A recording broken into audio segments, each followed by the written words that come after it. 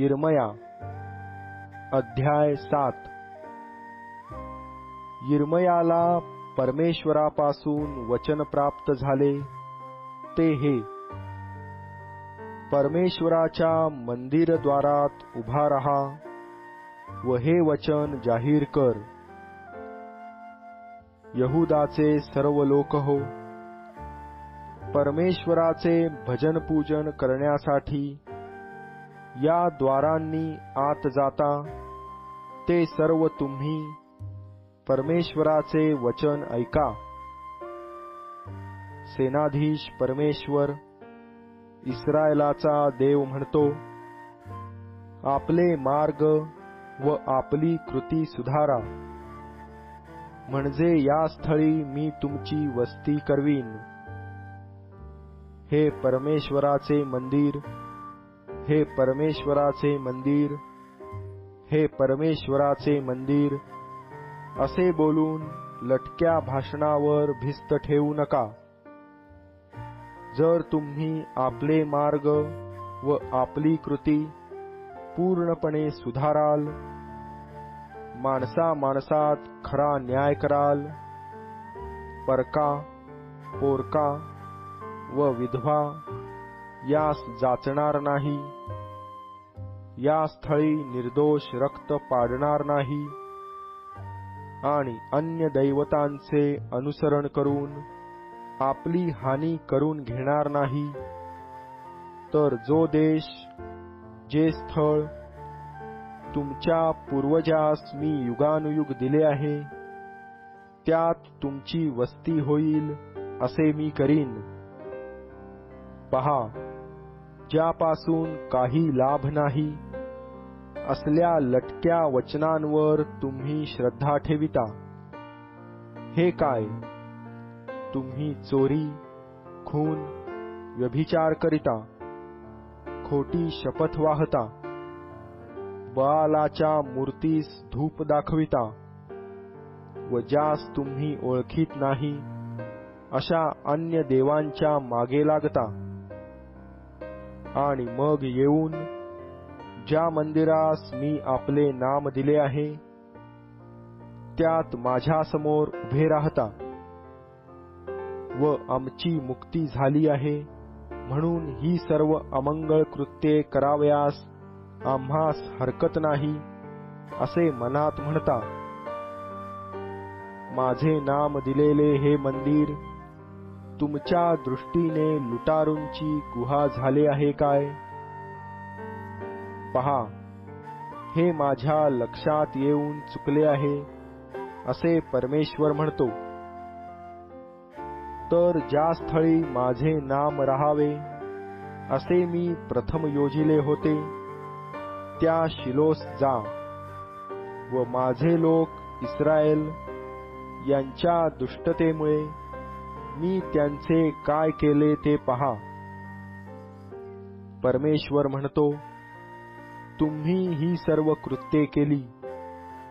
मी तुम्हाशी मोठ्या निकडीने बोलत असता तुम्ही माझे ऐकले नाही। मी तुम्हास हाक मारित असता तुम्ही उत्तर दिले नाही।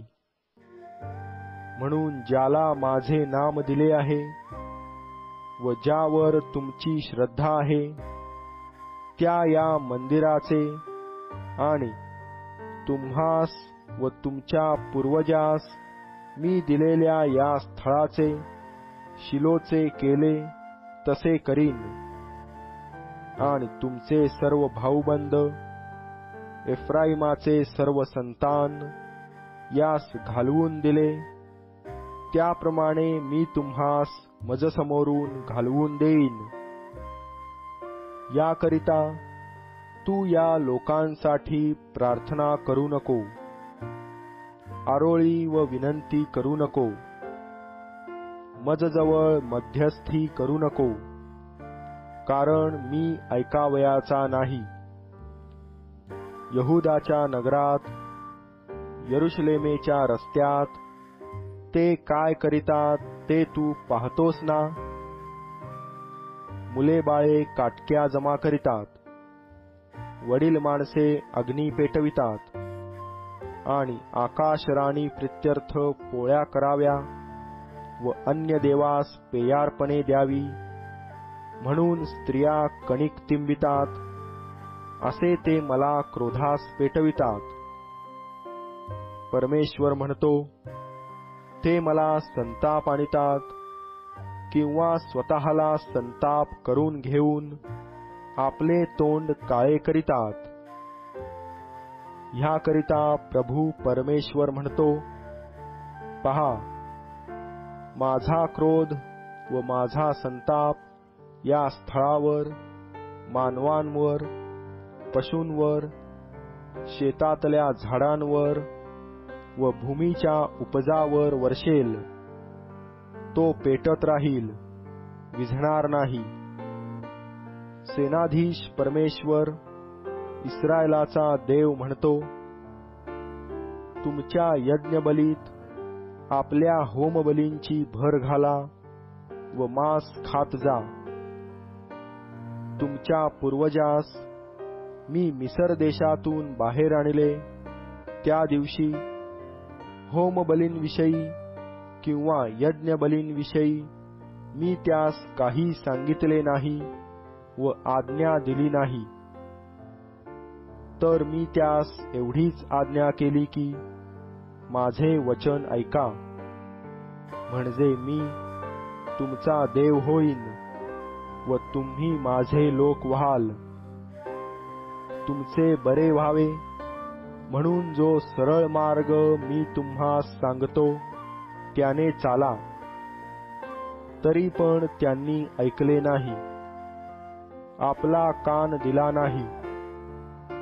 ते आपल्या संकल्पाप्रमाणे, आपल्या दुष्ट मनाच्या हट्टाप्रमाणे चालले. ते मागे गेले, पुढे आले नाहीत. तुमचे पूर्वज मिसर देशातून निघाले तेव्हापासून आजवर माझे सर्व सेवक जे संदेष्टे तुम्हाकडे मी पाठवीत आलो, त्यास मोठ्या निकडीने पाठवीत आलो. पण त्यांनी माझे ऐकले नाही, आपला कान दिला नाही. त्यांनी आपली मान ताठ केली व आपल्या पूर्वजांपेक्षा अधिक वाईट केले. तू ही सर्व वचने त्यास सांगशील तरी ते तुझे ऐकणार नाहीत. तू त्यास हाक मारीशील पण ते तुला उत्तर देणार नाहीत. त्यास असे सांग, आपला देव परमेश्वर याचा शब्द ऐकत नाही व शिक्षेला मान्य होत नाही, ते हेच राष्ट्र आहे. सत्य नष्ट झाले आहे, ते त्यांच्या मुखातून नाहीसे झाले आहे. हे सियोन कन्ये, आपला केशकलाप काढून फेकून दे. उजाड डोंगराच्या शिखरांवर विलाप कर. कारण आपल्या क्रोधास पात्र झालेल्या या पिढीस परमेश्वराने धिक्कारिले आहे व टाकून दिले आहे. कारण यहूदा वंशाने माझ्या दृष्टीने वाईट केले आहे. माझे नाम ज्या मंदिरास दिले आहे ते भ्रष्ट करण्यासाठी त्यांनी आपल्या अमंगळ वस्तू त्यात ठेवल्या आहेत, असे परमेश्वर म्हणतो. आपल्या पुत्रांचा व आपल्या कन्यांचा अग्नीत होम करण्यासाठी बेन हिन्नोमाच्या खोऱ्यातील तोफेतात त्यांनी उच्च स्थाने बांधिली आहेत. मी त्यास असली आज्ञा केली नव्हती, ती माझ्या मनातही आली नव्हती. यास्तव परमेश्वर म्हणतो, पहा, असे दिवस येत आहेत की त्यात लोक इतप्पर त्या स्थळास तोफेत व बेन हिन्नोमाचे खोरे म्हणणार नाहीत, तर वधाचे खोरे म्हणतील. आणि जागेच्या अभावी तोफेतात प्रेते पुरतील. या लोकांची प्रेते आकाशातल्या पाखरास व पृथ्वीवरल्या पशूस खाद्य होतील, त्यास कोणी हाकून लावणार नाही. हर्षाचा व आनंदाचा शब्द, वराचा व वधूचा शब्द यहुदाच्या नगरातून व यरुशलेमेच्या रस्त्यातून बंद पडेल असे मी करीन, कारण भूमी वैराण होईल.